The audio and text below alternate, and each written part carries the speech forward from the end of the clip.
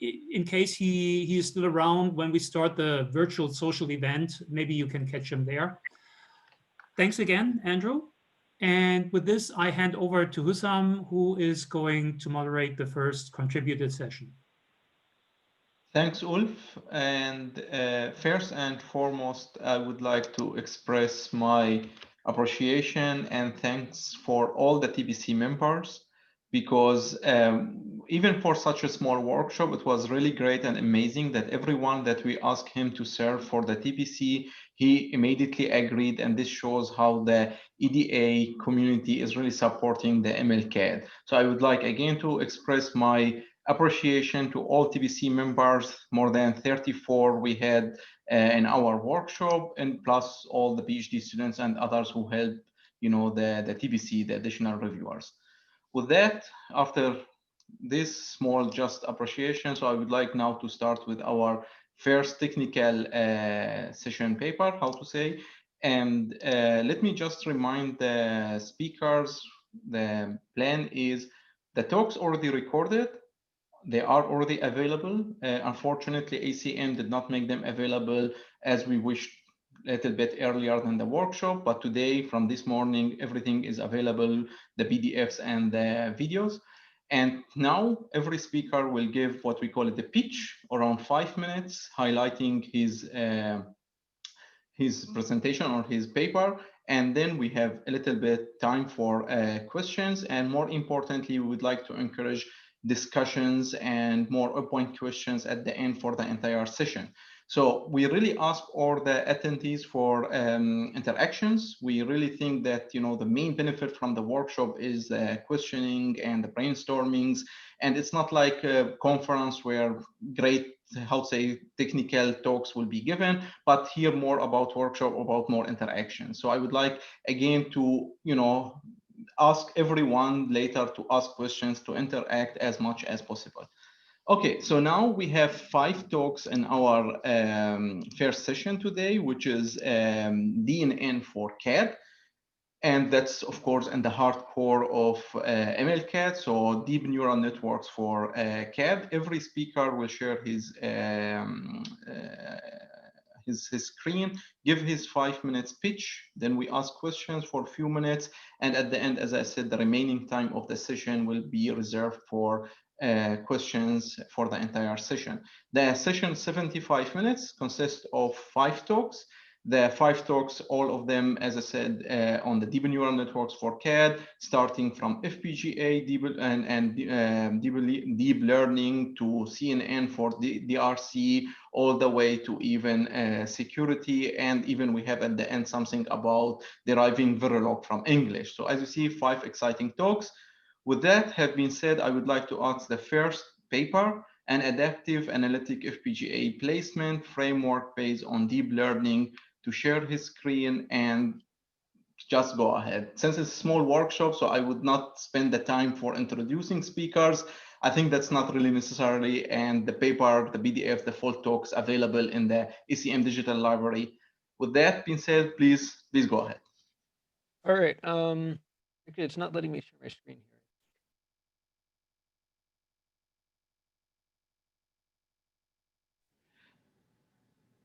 You can ask questions later by writing on the Zoom chat, also in the Slack. You can keep your questions at the end. So just for attendees, you can prepare yourself for questions.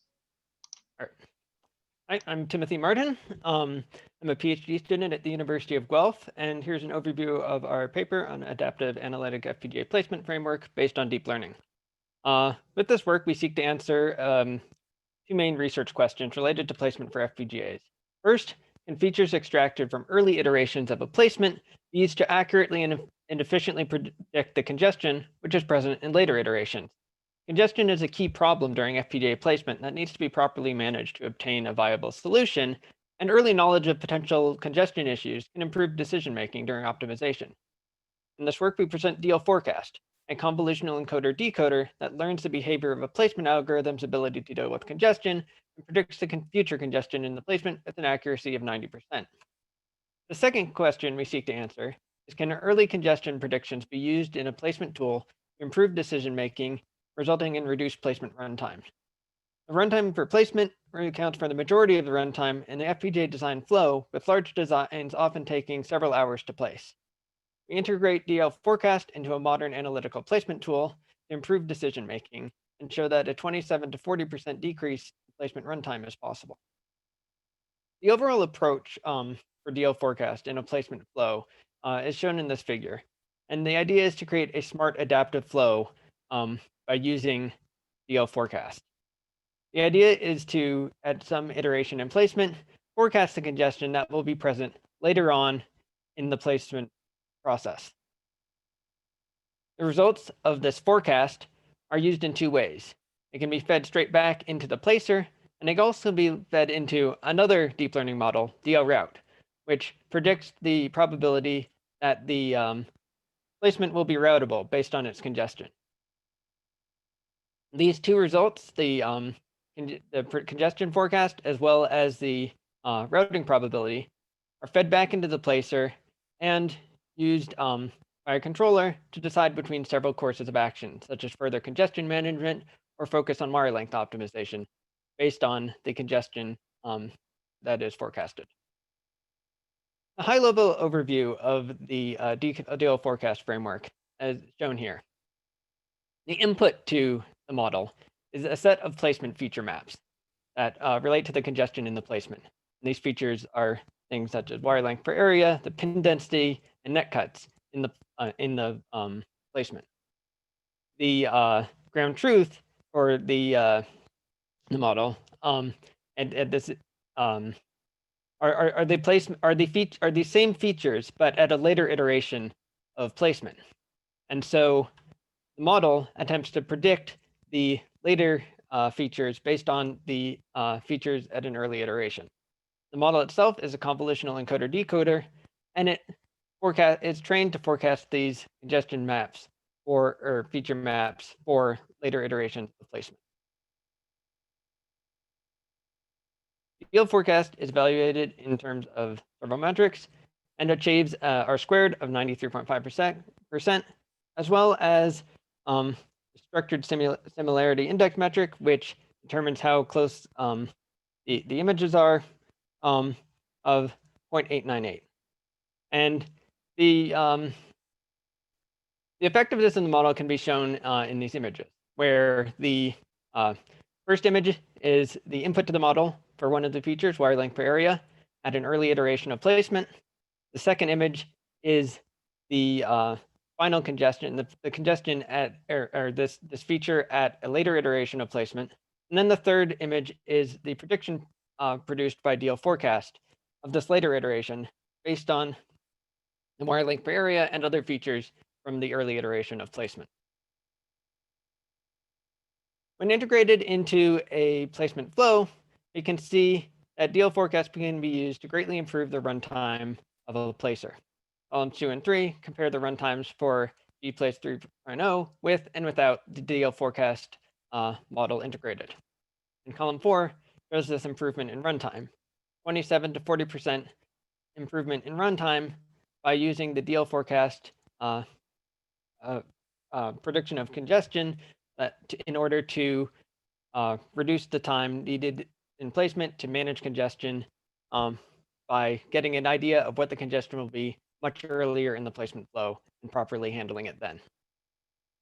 In addition, column 5 shows the increase and decrease in wire length for each of these 12 benchmarks. And we can see that overall, there's very little change in the wire length when using DL forecast or using the full flow that without this congestion forecast. And these are very small changes. So there's really no difference in wire length, but we were able to improve the runtime by around 40%. Thank you. Thanks, and I appreciate that you finished perfect in time. So we have now, as I said, time for a few questions. And at the end, we will gather more questions for all speakers for the 5 talks together. So who wants to ask question, please just immediately unmute yourself and go ahead. Alternatively, you can write on the chat. I will read it, or on the Slack. And maybe until that time, I can ask quick questions. So how do you see your technique? You know, it's on. What's something specific for the FPGA? Can we extend it to go to the normal placement, non-FPGA, how to say, to normal traditional placement problems and async, or something that's more inherently related to FPGA here? Yeah, it could certainly be extended to yeah, so like ASIC. I've mostly worked with FPGA, but it's like there's nothing like this approach is not necessarily exclusive to FPGAs. It's taking this approach of looking at features. The features may be a bit different in a for an ASIC, but it would be looking at features and using a similar approach to predict the congestion later on, and that could certainly be extended to other placement problems. Okay, yeah, makes sense. I also thought that's nothing exclusive Yeah. here for FPGA. Okay, so questions, please.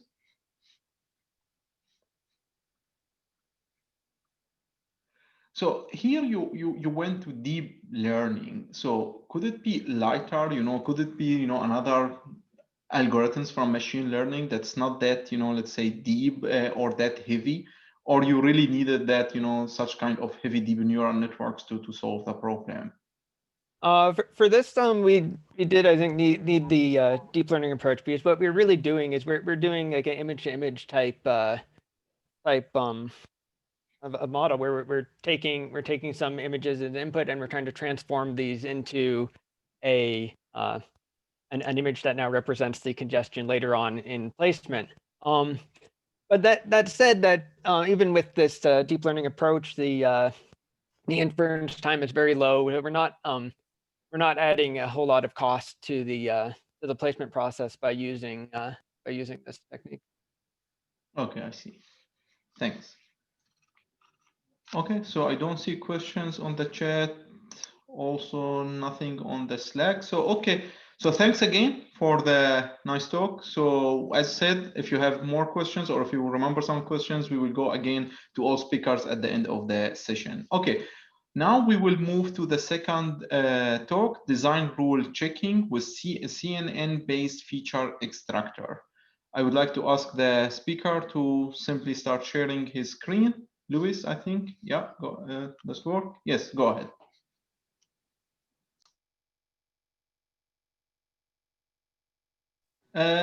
You So need to here I am. Yeah. I was muted. Let me see.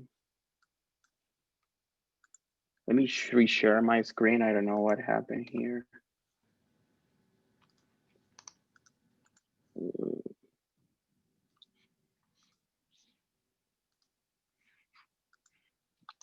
Okay, here I go.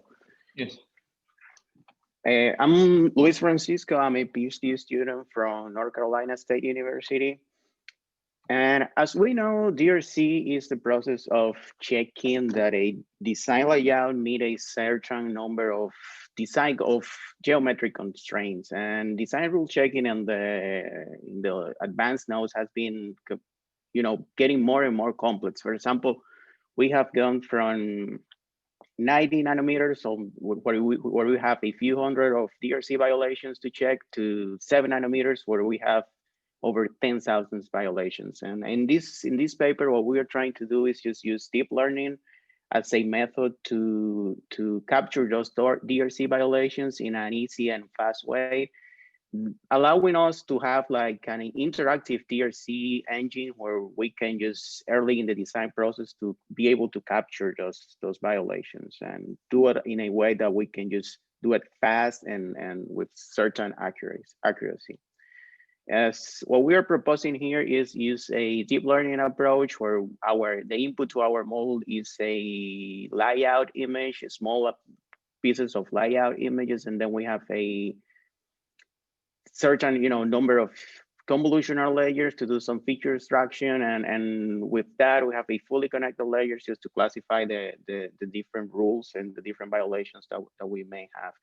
The most challenging part here was the data set generation, because in this case, we didn't have enough data. So what we did was we start with clean layouts, and in those clean layouts, we insert a number of random variations of each DRC that we are trying to detect, just to create enough images, enough variations of those DRC to train the model.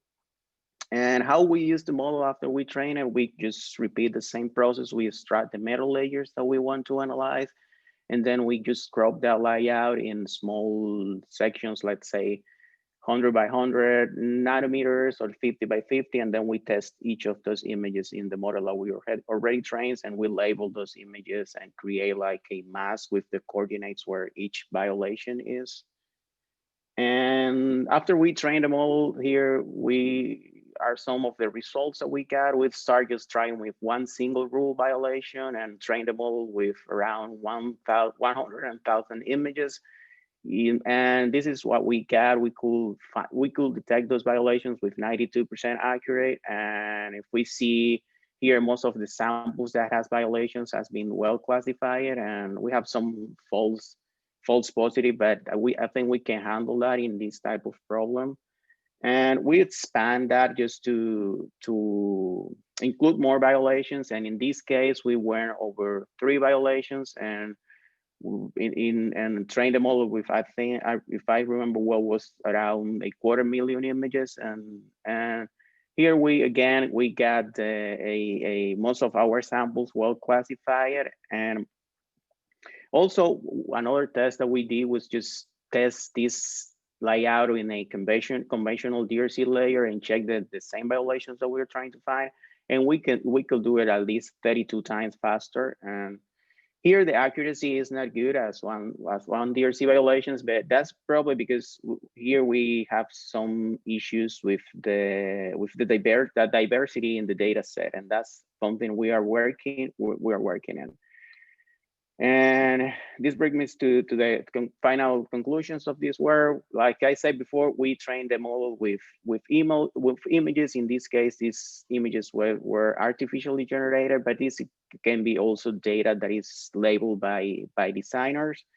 And even if this is not 100% accurate, in that's we are not trying here to replace the final sign-off, the final DRC sign-off. We just want to have something that we can use in early stages in the design, and that we can do it fast, and that has the potential to be integrated in an interactive DRC engine.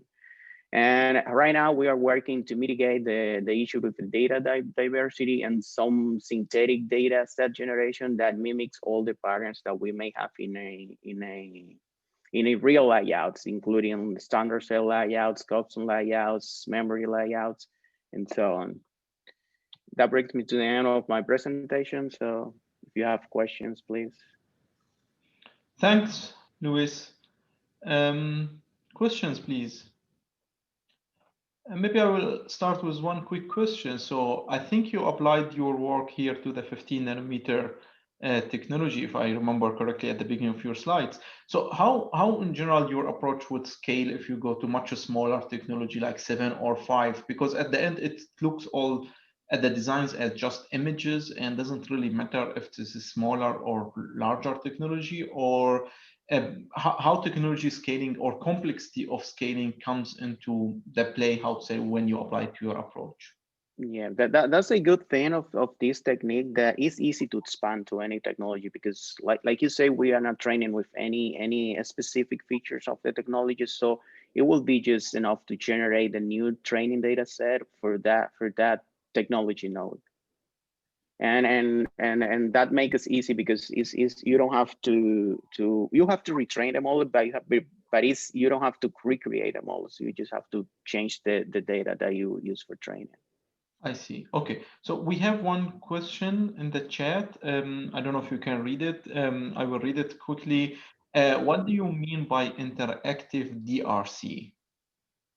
Well, in DRC, usually what we do when we are if I'm the designer, what I do is when I find some DRC violations, I try to fix those violations. But when I fix one, I can just create multiple violations, because you change the layout. And what we mean by interactive DRC engine is that we can just find it after when you are doing a change, you can see what is going to happen if that change is going to insert new violations, because if you can do it quickly, you can just detect that. You can have a framework where you, before doing a change, you know what is going to happen. If you change some layout structures, then you know if that is going to insert new violations to the design. I see. We have another question about, do you have any comment on why the CNN computation is faster to execute than DRC checks? Well, usually the DRC checkers have to check all it's like logical operations on the layout, and you have to iterate over all those operations. In a CNN, you have the inference time is usually lower for because you have only to take your input and just generate an output of that single input. You are not just performing hundreds and thousands of logical operations to find a violation. Okay, I see.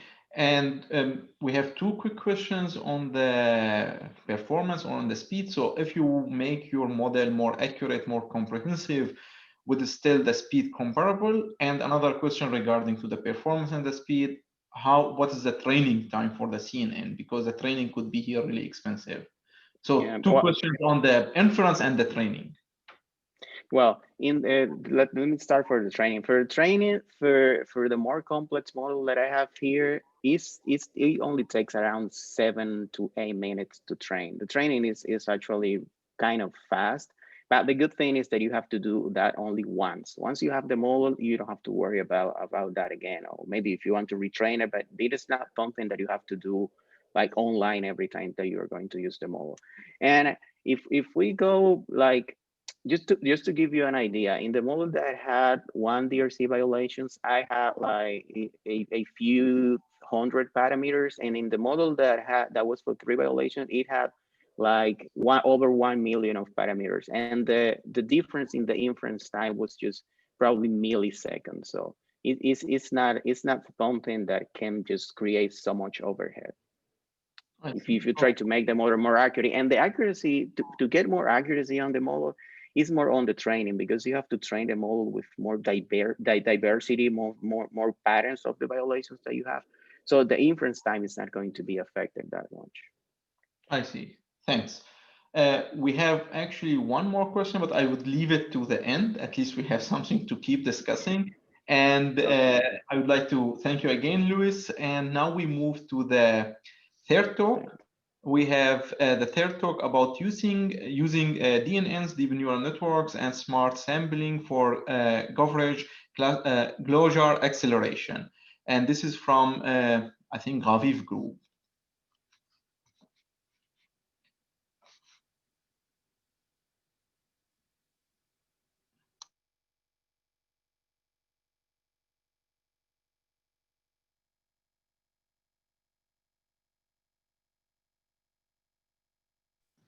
Raviv, or you are muted, I think. And okay. Now it's okay. Okay. So good morning, and the picture should give you a feel of Iceland, where we should have been now. So this is using DNNs and smart sampling for coverage closure acceleration. This is a joint work with my colleague Avi Ziv from IBM Research Haifa and Eldad Haber from University of British Columbia.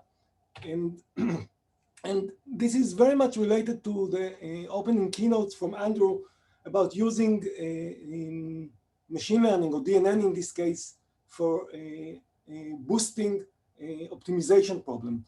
So this work relays not on the physical part, but on the functional verification world, and just it parts of coverage directed generation problem, CDG, where we try to close the gap between the coverage that the test suite achieve. And this scheme is showing the modern functional verification flow, where we start from test template, which define the parameters for a specific family of tests. This test template is fed to a biased random test generator. We generate many test instances following the guidelines from the test template. The DUV simulator simulates these test instances, and the coverage is the main metric to measure the quality of the test. Now, the coverage should represent the entire set of scenarios that the verification team want to cover in the verification. And there is a gap between what the test suite, the test template suite can achieve and the coverage that is desired by the team. And the coverage closure is where the verification team spends lots of time, meaning weeks and months at the end of each project. And what they are doing in the coverage closure phase is they're trying to improve the test template suite by changing parameters in existing templates or creating new test templates that will increase or improve the coverage. And what we are trying to do is to help or replace the verification engineer with CDG engine. Now, CDG can go for two goals, hitting never hit events or improving the hit probability. And what we try to do is we try to learn the relation between the test template parameters and the coverage. And how can we do it? And I think that this is also with good relation to our opening keynotes. So the first thing that we can do is ask the expert, and they know a lot, but there are some limitations. Next thing we can do is just collect and analyze the data. And this is very powerful, but restricted to the test template that we already wrote. The next step that we took was defining an optimization problem, defining the problem of finding the best template that will maximize the probability of hitting a specific coverage event. And this is a noisy function optimization problem. And we use some common algorithm that comes from this area. We use implicit filtering. But the limitation here is that this optimization is focused on a specific event. And if we want to enlarge our spectrum and do it for a wide set of events, this optimization solution may be limited. And here is where learning get into the game. But and we want to learn some surrogate model of the relation between the test template parameter and the coverage. But two main issues we need to learn, to take under account. First is that we have a very small set of data. We start our game with 100 test templates, or think of a DNN that you train with 100 or couple of 100 data points. Can it really give value? So the answer is yes. And what we are trying to learn is not a classical learning problem, because we are not trying to learn the entire surface of the function. We are biased to the areas of the function where it is, we are interested in areas where it is maximized.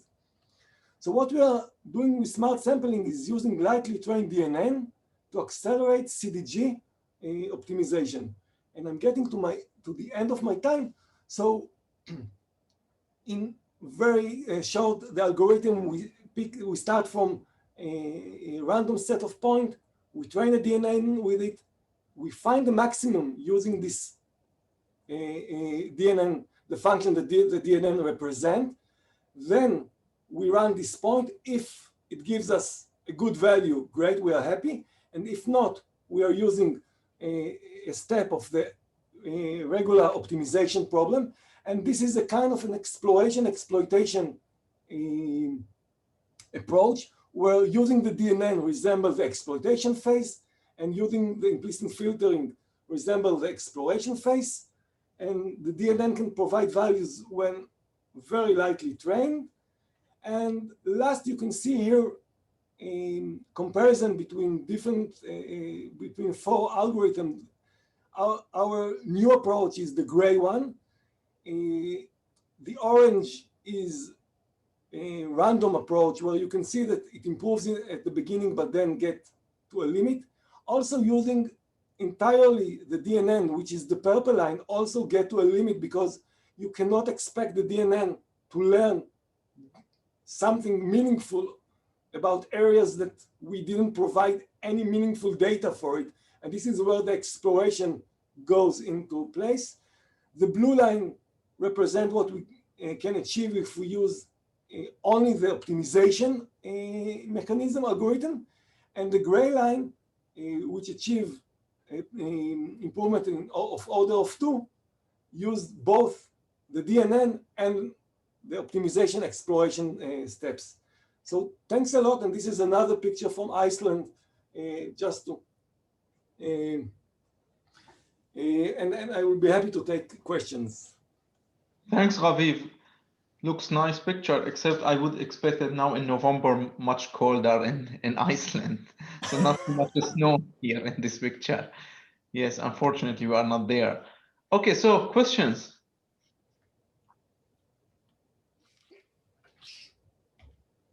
I have maybe one quick question.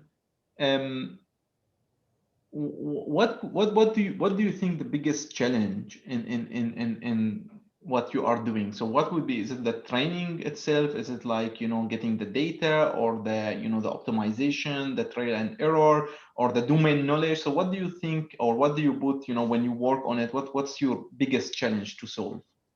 I think that the biggest challenge is to understand where to reach to this hybrid approach that combines both the optimization flow that we show that can work with the limitation that we have for a machine learning approach.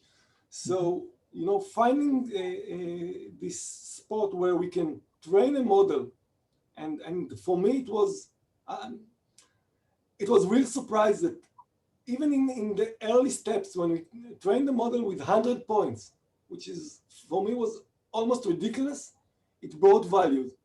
And now the engineering question is, how can we balance between the exploration and exploitation? This is where we feel a lot of potential can be. And also, this is also interesting from the field of optimization, where we are not using a linear or a surrogate model, but here we are using, the nonlinear model coming from the DNN. And another point that is interesting, the optimization algorithm is memoryless. It's iterative. So each step is based on the last iteration results. The DNN keeps tracking of all the data that we have. So we have cool things, but as we can see in the result chart, none of the, if we only go with the DNN, we will get to a wall. I see. Okay, yeah, thanks. Anyway, so we will come again to all speakers. We gather more questions. I start to see now people also writing in the Slack. Good. So thanks, Raviv, again. So now we move to the fourth talk in this session, randomization and reconstructor-based adversarial defense on DNNs. Please, go ahead.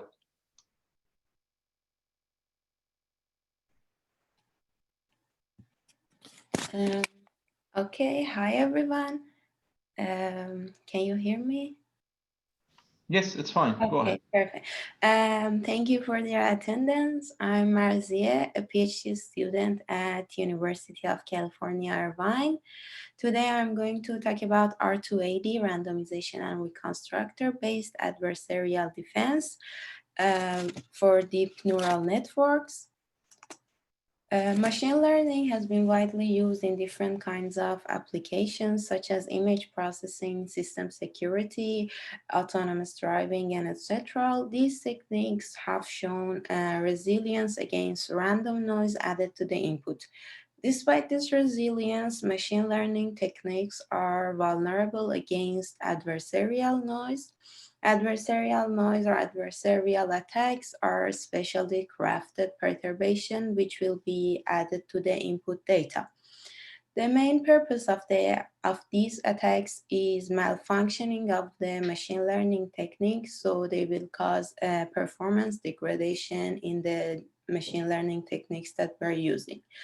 There are many famous adversarial attacks such as fast gradient sign method, basic iterative method, deep fool, and etc.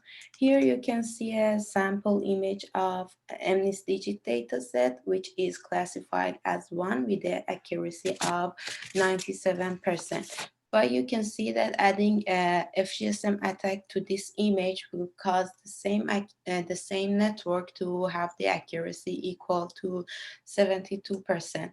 And adding more noise to this image will cause again the same network to have the lower accuracy near 39%.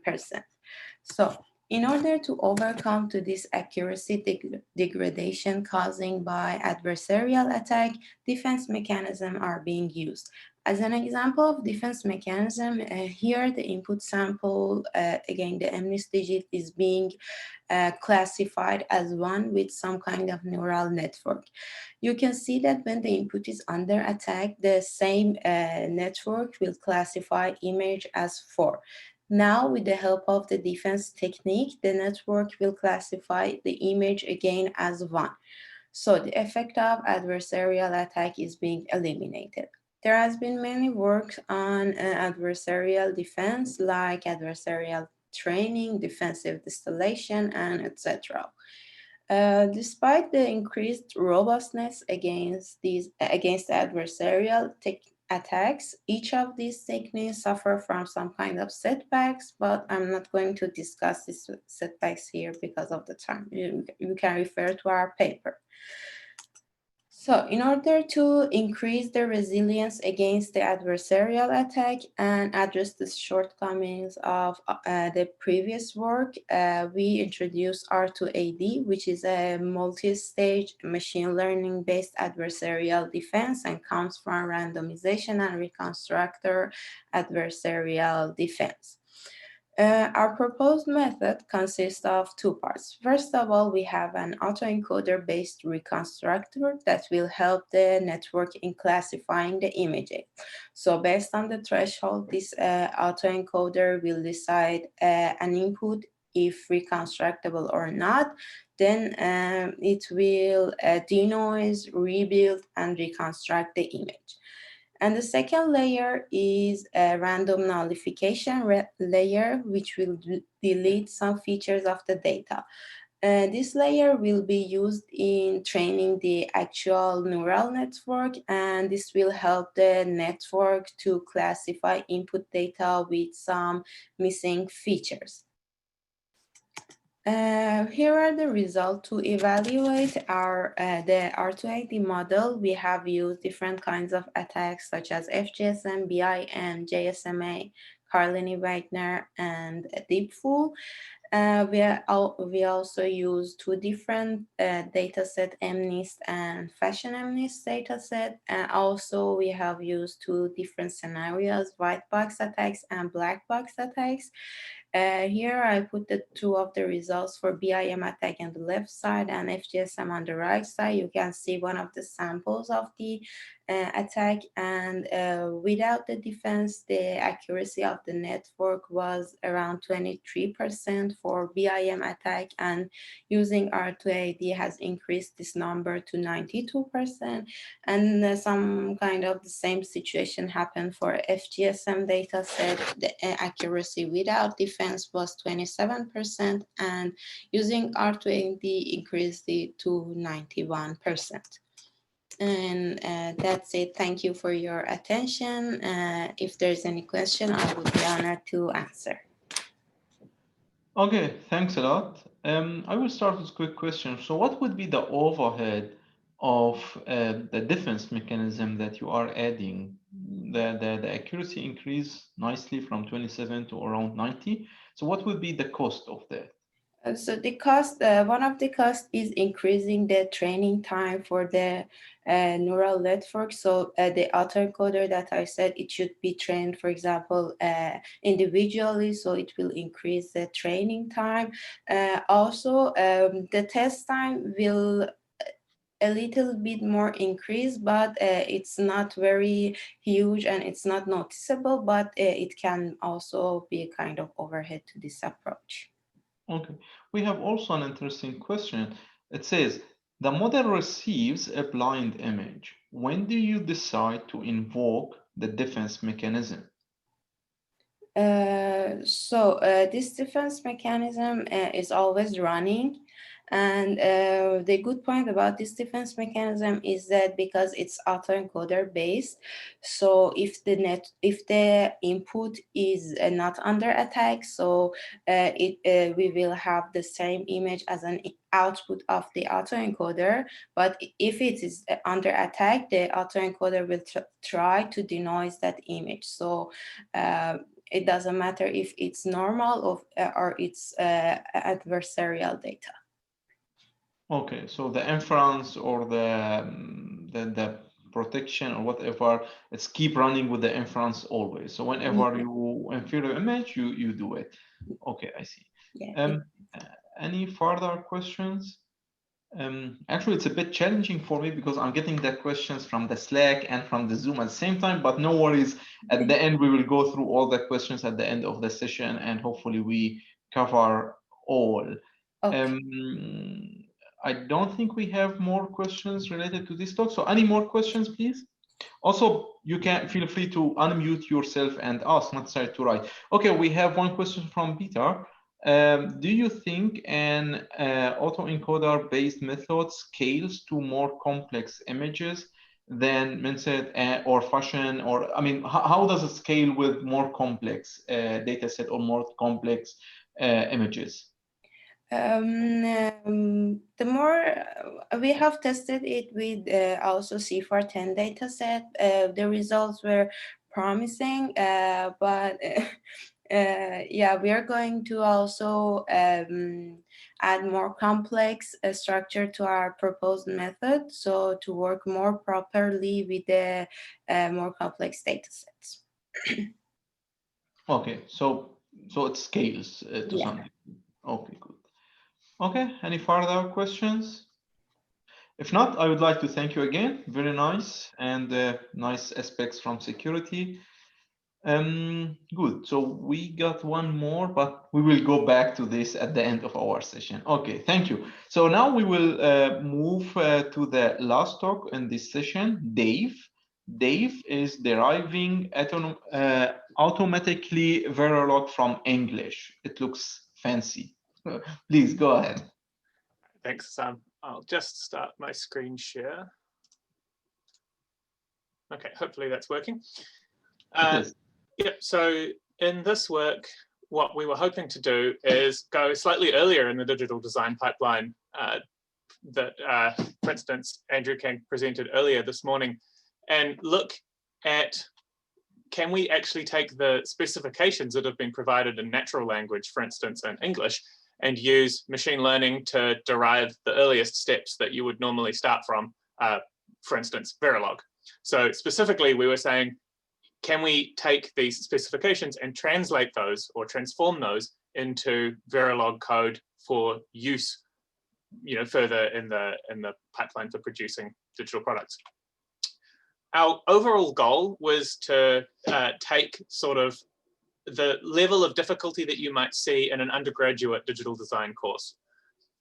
So we're looking at, can we have, these sorts of questions that might have come out of Vahid's classic textbook. So, an example here, write sequential code for a call button that would be in an airplane or hospital. If the call button is pressed, then the call light should turn on, and then the call light should turn off when the cancel button is pressed, right? So this is not a particularly complex challenge, but in order to derive the code from that, a number of things need to do, mainly, your natural language processing tasks.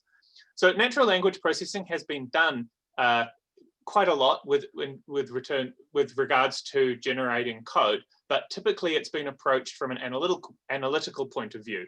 So a lot of the existing work in this area focused on algorithms to run through natural language like English and extract things like loops and sequential code. Quite a lot has been done with regards to generating Java code, for instance, but all of these algorithmic-based approaches tend to place a lot of restrictions on how you structure your natural language. If you're basing your extractions on, for instance, regular expressions, then you're really constraining yourself on the freedom for the person to write their specification language. So our thought was based on a lot of the, fuss that some of these transformer architectures have been producing in both the literature and in media. We wanted to take a look at the transfer learning applicability to this kind of approach, specifically using the GPT-2 transformer architecture. So to do that, we looked at the applicability for how the transforming can be done. So as a brief recap, if you're not familiar with how the transformer architectures work, essentially they take some alphabet of tokens or some sequence of tokens, and given that sequence of tokens, they predict the next token. Now, those tokens can just be natural language, which is what they often are, or you can fine-tune them after they've been processed over a large number of natural language examples into generating other kinds of things. So there's plenty of examples with regards to, even in the literature with, you take in all of Donald Trump's tweets and give them to GPT-2, and then GPT-2 generates more tweets that look like Donald Trump's tweets, or Shakespearean plays, or TV shows, things like that. It's very good at generating text that looks like what you put into it. But you can also use GPT-2 to do translation. And they found that even in the original, their original work, that because GPT-2 had been trained over so much free-form web text, that you could ask it to translate certain basic things, translate this to French, hello, and it would produce bonjour. So what we wanted to know is if we gave it an enormous amount of English and Verilog in the fine-tuning stages, can GPT-2 learn the ability to produce that Verilog code? Obviously, it hadn't come up with enough Verilog in its web text crawling database.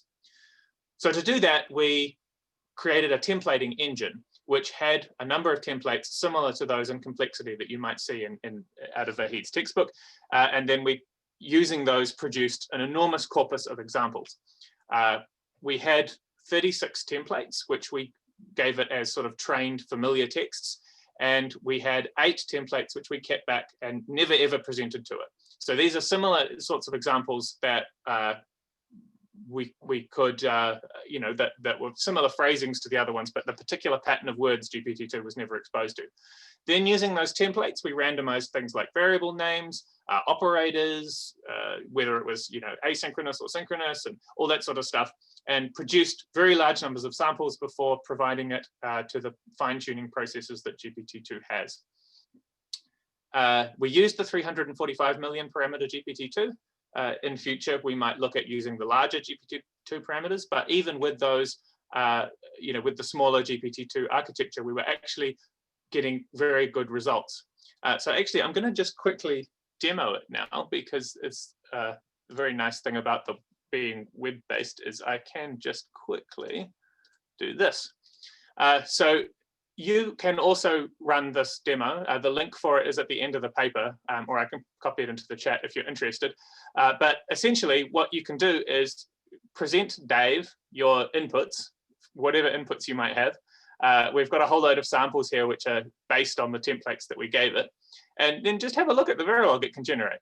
And so some of the things that we found that was quite impressive is that, for instance, it's very good at understanding the relationship between active low and active high. So you can get it to, generate code that could trip up students that weren't intricately familiar with how things should activate and things like that. And it's quite good at generating registers and things like that with regards to, if you give it a particular, so we classified our templates as both prescriptive and descriptive. So prescriptive templates are like this one, this is not a hard translation to do, all the information is in it. But descriptive templates are a little bit trickier, where it has to perform some level of natural language processing in order to determine sort of the sorts of outputs that you might want from it. Now, we do have some limitations to the result. A lot of these are inherited from GPT-2. I'm just checking my time. For instance, you can only generate with GPT-2 1024 tokens, or you can only process 1024 tokens at a time. So things like our sequence generator, which generates a reasonably large Verilog answer, we never tried to go further than only 3 tokens or patterns in the thing, because you just ran into the limit with how far GPT-2 wanted to generate. And also when you present it particularly long and complex tasks, which we talk about in the paper, GPT-2 really struggles with those. It sort of gets lost as it's running towards the end. But for the smaller, simpler examples, it's no problems whatsoever. And the other limitation that we have is that we never asked it to do anything creative, if that makes sense. So all of the templates was kind of structured as a many-to-one relationship, where we gave it 20 or 30 or even more different ways of saying, hey, make a register that does this. But every time it made a register, the Verilog always looked the same. The idea being that we really wanted to see, can we just get the sort of basic understanding of what is a register and that kind of thing through. And we were quite happy with that, but in future we'd like to look at, can we measure for also the equivalence of different registers that Dave is generating? How, if you have 2 similar registers which both implement the specification, justifying which one is better than another becomes a little bit of a challenge. So that's sort of a metrics-based something to look into in the future as well. Yeah, so I'll go back to the slide now. Yeah, and the other one was we never created a variable we didn't specify other than clocks. So, if you wanted the Dave to return something in variable X, you always had to say return in variable X. It won't do that by default. Yeah, so thank you for listening. I actually now realize I leapt into this a bit with too much vigor. I never actually said who I am. Let me just go back to the start. My name is Hammond Pierce. I'm a postdoc at NYU, and the other authors on this paper were Benjamin Tan and Ramesh Kari, who also are from NYU as well. So thank you for listening. Thanks, very nice and actually very exciting. So if it really works to really convert or translate from English to Verilog, okay, questions, or maybe until someone writes something. If it works, or if it could work from English to Verilog or to VHDL, whatever, wouldn't it be easier to translate from C or other more closer language to Verilog and VHDL? Or maybe this is already done, or I have no clue. What's your comment on that? Yeah, so that's actually one of the interesting things. And the work that we've done has already had generated a little bit of discussion online as well, with people saying, every time people, suggest these natural language processing systems that take English, and you always have these kinds of restrictions. If you want to have a register, you have to use the keyword register. If you want to have a loop, you have to use the keyword loop.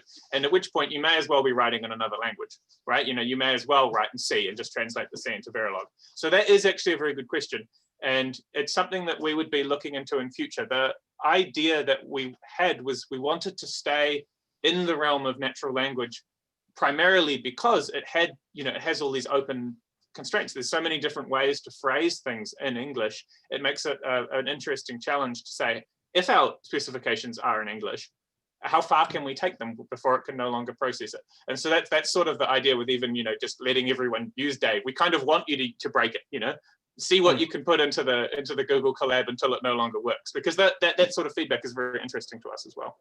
Good. So we have also one question about, it says, one of the examples outputs an assumption comment. How is that? Yeah, so that was our one test of creativity. So I'll just jump back into this was our one test of creativity, which was, we did teach it that if you asked for sequential code or a register, So where's one with a, yeah, asynchronous? Oh, that's got a clock. Where's one that doesn't have a clock? This one maybe.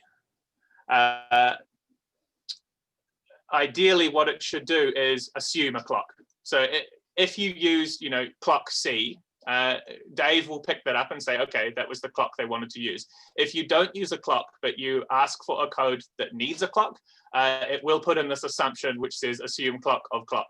And that was just a couple of the templates that we did that had this, and they made it an optional clause in the template. So the 38 templates that we said is actually a bit misleading, because each template has, 20 to 30 different optional clauses in it. So you end up with just huge numbers of different examples. That's explained a little bit better in the paper. But yeah, you can see that we were interested in seeing, hey, how can we get it to assume certain inputs? And we could with clocks. We could take that too much further, mainly because that wasn't our task in this one. But certainly for future work, what we want to do is actually remove variable names altogether. And what we want to do is say something like, given two inputs, check if they are both true and return the result, comparing it to that one, which we can't do at the moment. It always needs the variable names other than the clock. Oh, I see. Exciting. Very nice. Okay. Okay, so we are almost perfect on time. So please don't mute yourself. So stay here, how to say. I would like to also invite all the other 4 speakers of our session today now for the joint discussion. And we have few remaining questions already written on the Slack. So I will bring them also in the Zoom. And for all the other attendees, if you have any questions, please write me. So we have now around 15 minutes for a joint discussion. So we have a few questions on the second talk, the DRC. And for instance, one of the questions is a single DRC classification model transferable to multi-class DRC classification? Yes, that's possible. One thing will be like what we present in the paper, that we went, let's say, from 1 violation to 3 violation by creating a multi-class model. But another thing will be just creating a single model for each violation. Okay, I see. Okay, and question for you also, how do you make sure to have all possible DRC errors in a design? Yeah, that's a good one, because that creates most of the issues in this type of problems. What we are doing now is we try to generate enough variations of one, let's say from one rule, until we achieve a good classification of that rule in never seen data by this, in data that has never seen by the model. But we are thinking now in expand this work in creating a parameterized data set generation method where we define some parameters for each rule, and then we sample all those parameters to make sure we cover all the sampling space. But that's more complex than what we are doing now. Now we're just generating random variations of those rules and making sure we achieve a good classification of never seen data with all those variations that we find, that we generate. Okay, I see. Good. We have a question about the autoencoder again. And regarding to the autoencoder, the comment says, autoencoder and the reconstruction and autoencoder based methods are prone to miss small objects. Do you have a comment on that?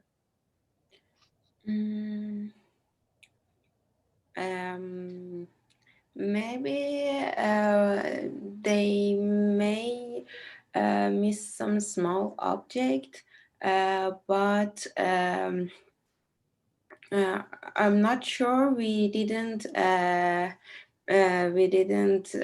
run into this problem in our experiments. Okay, maybe you need to inject small objects and see if it will be missed or not. Okay, I see.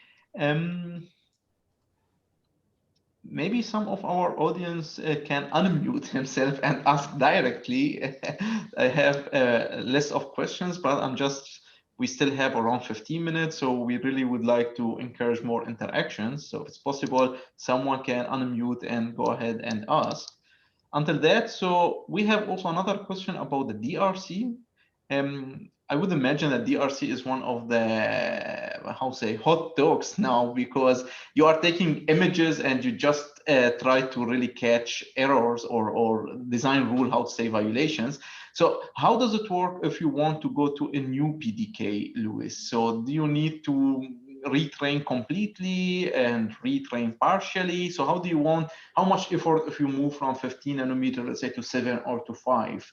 What would be the effort in introducing a new BTK?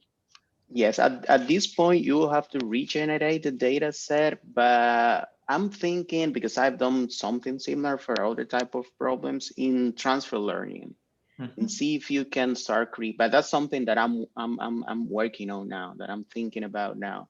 It's like if we can just use the model that we train for a PDK, and then if there are rules that are the same, let's say space in with rules that have to meet, like the only difference that changes the number is like the distance in between metal 1 and metal 2 has to be this, or between two polygons, etc. And then use that information. If the only thing that changes is the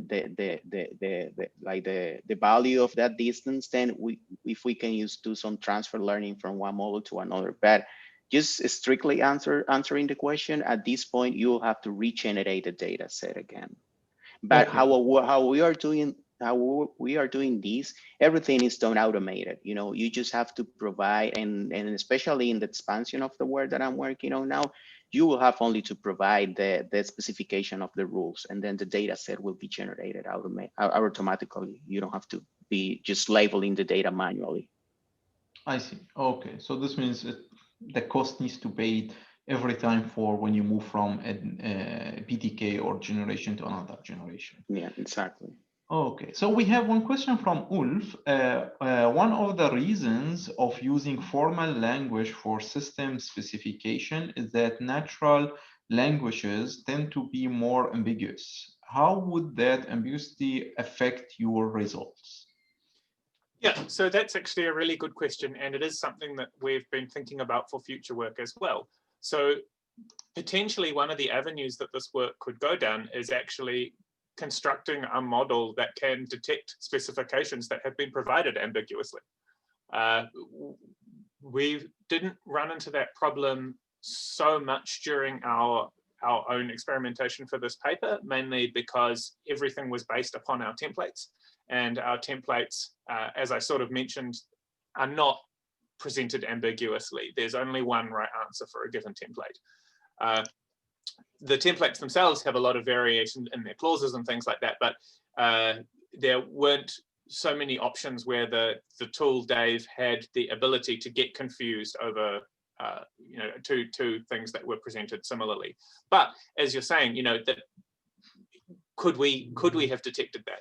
And perhaps that is a way that we could look into in the future, and that could actually be a tool that's useful separate to this. Is hey, client, you've given me this list of things, but actually these two rules contradict one another, or this rule is not clear enough in what you actually want implemented. Okay, I see. Since you are now talking, I have one question. So when you get this Verilog or this VHDL or whatever, so how do you verify it's correct? So what would be the verification at the end? It's like, hand-based verification, or you really run it to synthesis and you see if it's really synthesizable RTL. So how do you do it? So that's actually a very good question. We have a whole sort of subsection in the paper talking about this, because as authors, we had a bit of a debate about how we just could decide whether or not the Verilog we were generating was any good. The largest problem when it comes to doing even just these simple sort of snippets is you can get Verilog that is equivalent even if it looks different. So if you're writing an OR gate, for instance, assign C equals B or A is exactly the same as assign C equals A or B. So realistically, those should be marked as equivalent. The way that we approached it in the paper was we actually said, well, canonically, we have a ground truth, which is our templates, which is what we're training over. So the simplest way to check for verification from the point of view of are we generating the correct Verilog is to assume that the templates are generating correct Verilog. We have templates that we're not trained over. You know, these are templates that Dave has never seen before. If we introduce those templates to Dave and it generates the exactly correct output, and we're like exact being the exact text that should have been presented by the template generator, then that was what we construed as a successful output. So when we say it was 94.8% correct, what we mean to say is the output that Dave generated was exactly the same as what the template generator outputted 94.8% of the time. Then on top of that, there were times where you could argue that it wasn't, you know, that it was functionally accurate, but not textually identical. But we counted those as mistakes anyway, for the purposes of this paper. Later on, it would be nice to include something like an abstract syntax tree parser, or, you know, even running the generated Verilog code inside a model sim simulator or something like that. But we weren't too worried about it at this stage because the snippets that you're writing in our sort of goal framework, which was, you know, undergraduate level questions, is not the sort of stuff that is so complex that you would need to run it through a simulator to check its correctness. Okay. A question about the template. So how did you come up with these texts? Are they like you know, sampled from like web, you know, like internet, or like you? Yes, so some of them came from online-based sort of, you know, test your understanding websites. Some of them came, you know, are rewordings of what are in resources that are used for teaching at NYU. Some of them are from the, you know, the classic textbooks like Vahid. You know, they're all the templates themselves are quite generic. You know, we have lists of words that, you know, for the ones that have, you know, for your house or whatever, you know, the house word comes from a list of hundreds of words, and just, yeah, has some related adjectives and things near it. So that the templates themselves would be suitable for use in a tool like Oasis, if you're familiar with that. Oasis is a teaching tool that generates random questions for students to answer. So the templates themselves really were based around this idea that we already use these kinds of automatic question generators for students. Maybe we could apply them to a machine learning model to see if we can generate the outputs as well. Oh, so basically these samples are sort of algorithmically generated. Yes. Yes. Okay. So they have their own distribution, I guess. Yes. Okay, so if I write something on my own, it might not fit in that distribution, and correct. So that was, yeah. So that's part of the whole, you know, get everyone to try Dave, see what input you can put into it that it doesn't understand. Because you know, if you send them to me afterwards, we can add them to the training set, and then the training gets better and Dave gets better. We were really only limited by our creativity with regard to how many templates we came up with. Okay, thanks. Okay. So we have one question again about the CNN, and it says, how do you differentiate between layers to the CNN when converting a layout to an image? How big the input layout? Okay, for what we do is, because, you know, we are working now with metal rules.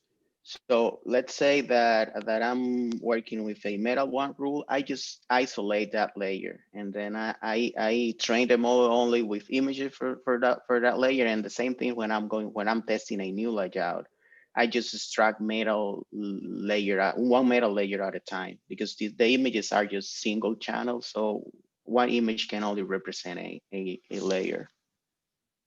Okay, so this means you need as many as layers images, right? Yes, exactly. Okay, good.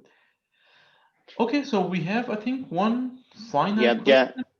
Yes, I see the other question about if there are rules like from V1 to V2. That's I suppose that's BS rules.